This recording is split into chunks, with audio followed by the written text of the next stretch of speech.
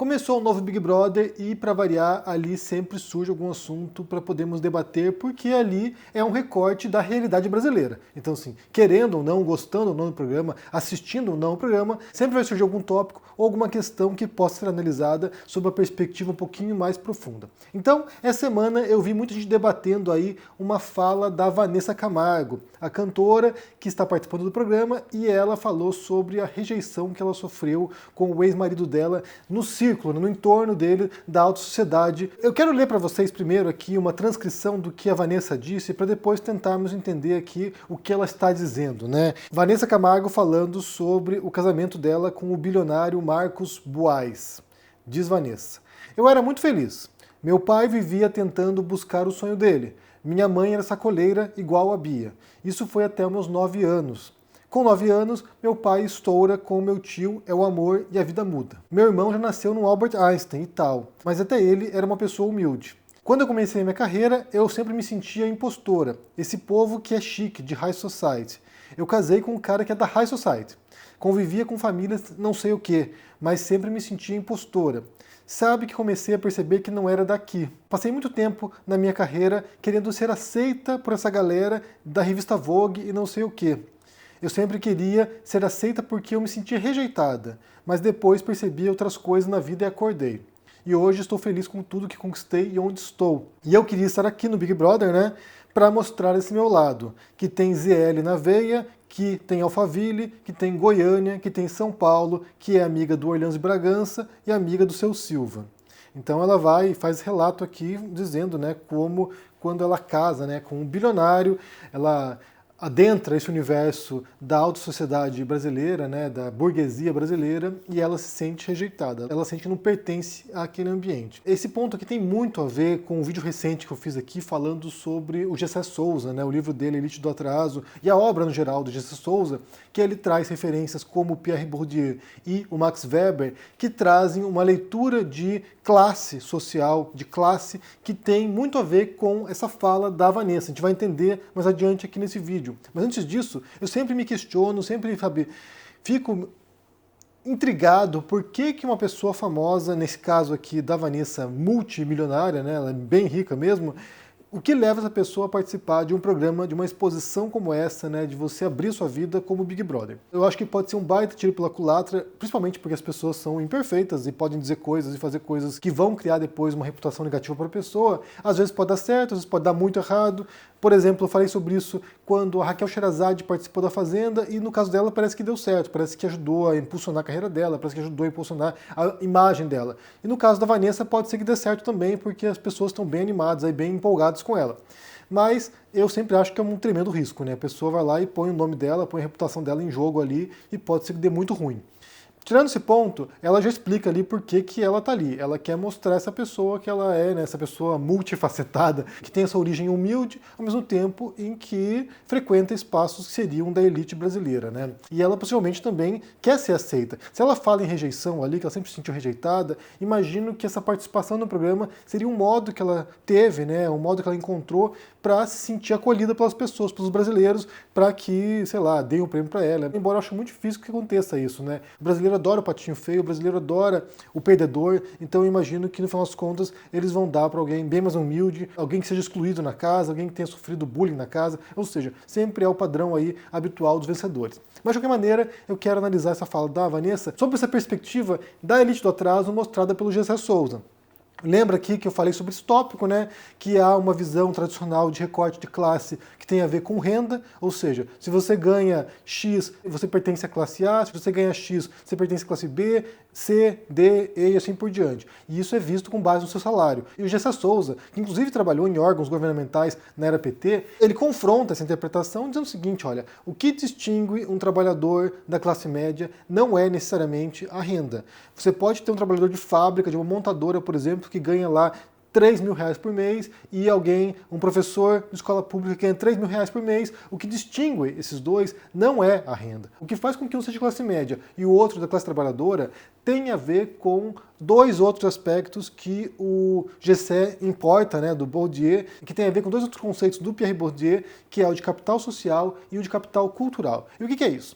O capital social são as pessoas que você conhece, é o seu entorno, é o mundo no qual você nasce, né? É a sua rede de relações. E isso, em grande parte, né, costuma vir de berço. Quando a pessoa fala que vem de berço, né, que é uma frase horrorosa, né, mas tem a ver com isso. A pessoa nasceu numa família de elite e ela já é vista desde que nasce como elite. Mesmo se essa pessoa perder todo o dinheiro, mesmo se essa família for pro buraco, mesmo assim há uma rede de relações daquela pessoa que fazem com que ela seja percebida por seus pares de modo diferente. Então isso tem a ver com capital social. E aí quando a Vanessa Camargo ela disse que ela se sentia rejeitada, que ela não se sentia parte daquele universo do ex-marido dela, tem a ver com isso. Você pega lá um bilionário de uma família tradicional brasileira e você pega a Vanessa Camargo, que vem lá de uma família bem-sucedida, né, no caso dos cantores sertanejos, mas que nasceu num outro universo. Os pais dela vêm de outro universo. São pessoas humildes. Quem viu, por exemplo, o filme Dois Filhos de Francisco, que retrata a história, né, do Zé de Camargo e Luciano, você vê como eles saíram de um local muito pobre, muito humilde mesmo, que desde muito pequeno eles começaram a trabalhar, começaram a cantar, né, tentando buscar a fama, e graças ao pai, né, em parte, pelo menos, que deu um grande apoio para eles, eles conseguem a fama. Então, sim, é uma família que sai do nada e conquista dinheiro e reputação. Só que isso não cria a rede de relações de uma pessoa, porque essa rede de relações ela já vem desde cedo, ela vem muito antes, ela vem antes de você nascer, inclusive, vem das relações dos seus antepassados também. Isso é muito difícil de ser construído quando você já é adolescente ou adulto. Basta pensar, por exemplo, no caso análogo, que não é idêntico a esse caso da riqueza, né, da fortuna, ou das relações, ou da classe social, que é a vida dos imigrantes. Quando uma pessoa deixa o seu país e vai para outro país, ela não possui esse capital social, muitas vezes. Frequentemente ela não possui. Ela sai de sua terra, geralmente procurando novas oportunidades de trabalho, de vida, né? Então essa pessoa vai lá, sai do interiorzão do Brasil para ir para os Estados Unidos para tentar a vida, e ela pode ter um núcleo de relações que tem a ver com o seu universo. Ou seja, um primo que já foi para lá, um irmão que está lá, algum parente, algum amigo que já está lá e que vai dar um suporte. Mas ele não tem relações com os locais, com os nativos. Ele tem relação com pessoas do seu universo, já do Brasil. E aí ela chega lá, e por mais que ela passe a vida inteira naquele país, convivendo com as pessoas, trabalhando, dificilmente ele será visto, mesmo se ele for naturalizado americano, dificilmente ele será visto como um nativo. Dificilmente ele será visto como, sabe, esse aqui é um americano, esse aqui é alguém como qualquer outro americano aqui nesse país. Ele será visto como um imigrante, será visto como um estrangeiro, será visto como aquela pessoa que não pertence àquele espaço.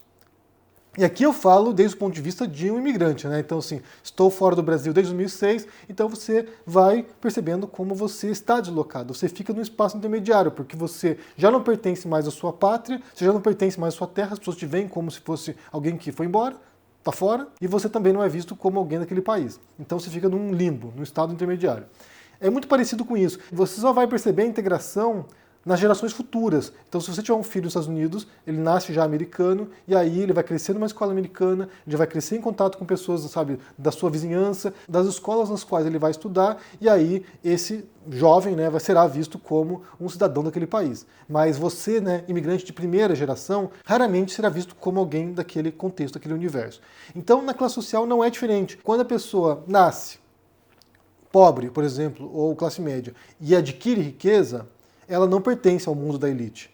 Pode ser que as gerações futuras, né, os seus filhos, seus netos, aí sim começarão a adentrar aquele universo. Eles são os novos ricos, mas daí vão estudar em escolas boas, vão ter acesso a relações de pessoas que estão nesses ambientes, vão frequentar espaços de elite e aí sim vão criando esse capital social que vão permitir com que ela tenha acesso a coisas que outros grupos não têm, que outras classes não têm. Não é à toa que geralmente as pessoas também tendem a se casar com pessoas da mesma classe que elas. Porque além desse capital social, né, ou seja, você também é quem você conhece, você também é o grupo com o qual você relaciona, também tem um outro aspecto que é o capital cultural, que são aspectos materiais, muitas vezes, livros, obras de arte, sei lá, mas também aspectos não materiais, como aquilo que você sabe, aquilo que você aprendeu, que é o privilégio, normalmente, da classe média, que é de saber essas coisas, é que é de achar que você pode ascender socialmente através da cultura, através do conhecimento, esse capital cultural também acaba distinguindo as classes. De modo que quando você busca uma parceira, você tende a buscar alguém que tem um nível semelhante de cultura ao seu, para que você possa até, inclusive, ter diálogo, né? Até compartilhar gostos comuns pela arte, pelo cinema, pela música. Ou seja, segundo o Bourdieu, através, né, que via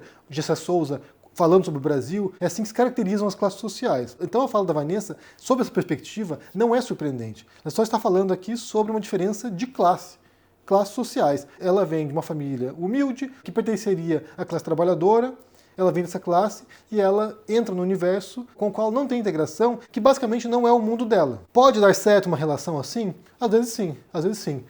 Só nesse caso aqui de aceitação, né, de classe, tem duas séries que eu assisti que trabalham de maneira tangencial com essa questão. Uma delas é A Nova Vida de Toby, uma série bem interessante, e mostra a vida de um casal divorciado, né? Mostra a vida do Toby, que está divorciado, e aí vai mostrando por que o casal se divorciou, e uma das questões ali também que surge ao longo da série, né?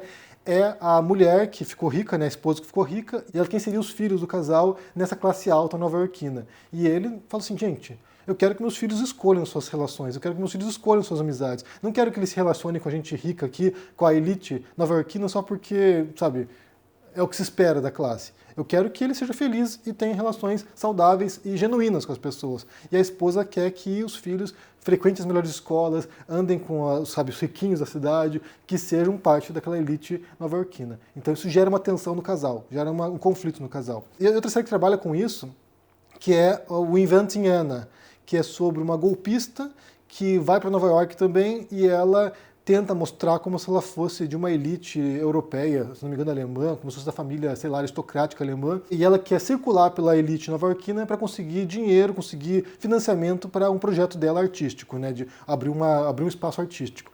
E ela vai conseguindo enganar as pessoas porque ela finge que tem capital cultural, ela finge que tem capital social também. Então, através da manipulação, ela vai galgando esses espaços, adentrando esses círculos sociais que são ultra exclusivos, com base na mentira. Então tem a ver com isso, tem a ver com essas noções de capital social e capital cultural. A fala da Vanessa resume isso.